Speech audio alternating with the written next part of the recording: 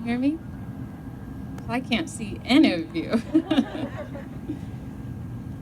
My name is Michelle Grinzel. I've lived in Ventura for a little over 10 years, and I work for Patagonia, which is a great local company. I am a wife and a mom of 2 little girls. I'm really honored to be asked to speak tonight and share my story. Cancer has been part of my family and lineage long before I was born. My great-grandmother died at the age of 33 from breast cancer. My grandma died at the age of 56. My mom was diagnosed at 46. Through aggressive treatments, she is thriving and doing great. I decided to get tested for the BRCA breast cancer gene 8 years ago, when I was 29.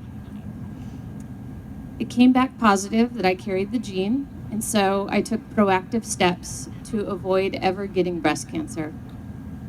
Every 6 months, I would alternate between an MRI and a mammogram, and I was advised to get a preventative mastectomy before the age of 40, so I had time. 3 years ago, in July of 2013, when I was only 34 years old, with at that time a 2 and a 4-year-old, I learned that I had breast cancer, and it had spread to my lymph nodes. I underwent aggressive treatments of chemo, radiation, a double mastectomy, reconstruction surgery, and a prophylactic oophorectomy, just for safe measure. I suffered side effects too difficult to repeat and struggled to relate with other young women and moms since we were facing such different challenges in life at that time. This was at times incredibly isolating and heartbreaking. Yet the outpouring of love from friends and family was beyond what I could have ever imagined. I believe my opening up to receive so much love is the reason why I was cured. I got stronger, regained my footing, and we moved on with life with a new outlook on absolutely everything. Gratitude flooded our lives, and I became a navigator for other young women in my similar situation. I helped 19 women that year as they were newly diagnosed with breast cancer. They helped me too by letting me share advice and tell them that they could do this and they would get through it.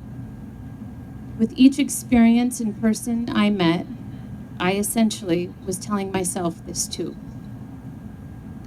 This past June, at a routine checkup, it was found that my breast cancer had metastasized to my lung and my lymph nodes. This was incredibly devastating and hard to accept, as I feared my shortened future and yearned for my past. I learned during this time that there is no greater gift than being in the moment. That is the only place that you can truly enjoy your life. It's an easy thing to say and a profound thing to do, but I was so passionate about this message of not wasting a second of my life that I decided to make a documentary about it. It is called One Way, A Journey to This Moment, and the film has taken on a life of its own. Since we released the trailer last summer, it has seen over 18,000 views. We have shown it in the Santa Barbara Film Festival, the Sarasota Film Festival, and next month, the Maui Film Festival. The website for this film is www.oneway-journey.com if you're interested to see more.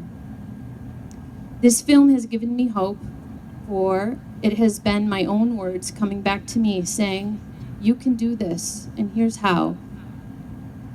When you're grateful for what you have, you can accept more deeply your current situation. Once you can accept where you're at, then you are exactly in this moment, enjoying what's in front of you. This is the sweet spot in life. in this very moment, not wanting any more, not thinking of the future or the past. This moment is the place of peace because it is the only thing that is real. Yearning for the past of what may never be again, or imagining the future of what may never happen isn't productive. Being where you currently are with gratitude and acceptance is a place to grow from. It is in this space that I can dream about my future and where I want to go while appreciating the gift of life in front of me. 10 days ago, I had my routine 9-week scan.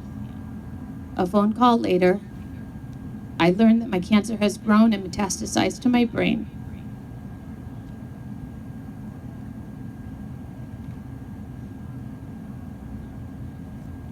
I have undergone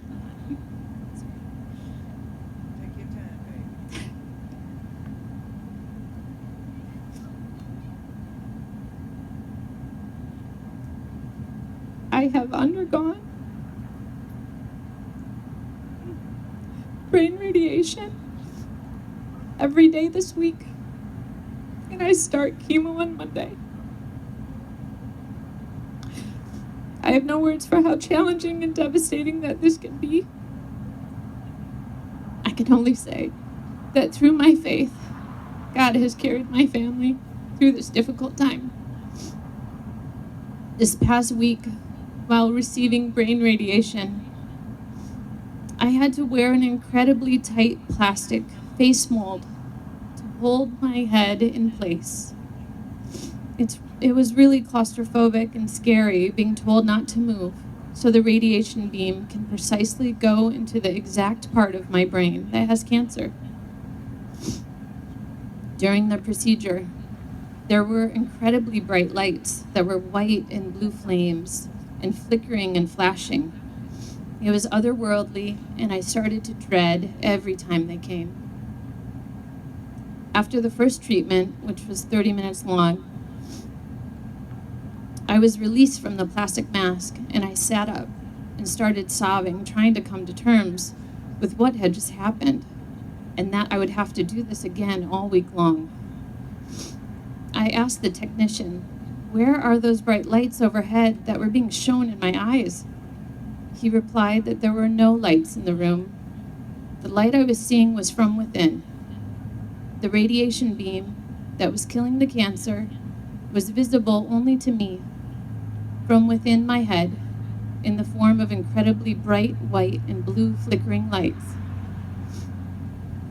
I thought more about this as the days and treatments have gone on. I've seen something bright and real, but only to me. I've seen something that is not visible to anyone else, yet it is real only in my mind. In a metaphorical way, I've realized that this is similar to the light within me that I share with the world. We are all brought to earth with this light to share. At times it flickers, and at other times the flame burns bright. But this is our own unique gift we get to share, and it is our responsibility to spread this light in the form of goodness and love to others. Through these acts, it will help others share and spread their own unique light. For those that have walked this path before us, let's remember their bright lights that were extended to us in the form of love, laughter, compassion, strength, and courage. And let's magnify that light with our own for future generations. Cancer doesn't just touch one person. It touches and affects entire families and friends and communities. Tonight, let's remember those bright lights. Cancer has taught me to open myself up more deeply and to nurture closer relationships with those I love. It has taught me to be vulnerable and brave, and most of all, to share and spread my own unique light. Together, we can always fight back the darkness with the collective bright light that we all carry. This life is an absolute gift. So, be the light, share the light, and give the light to all that you encounter.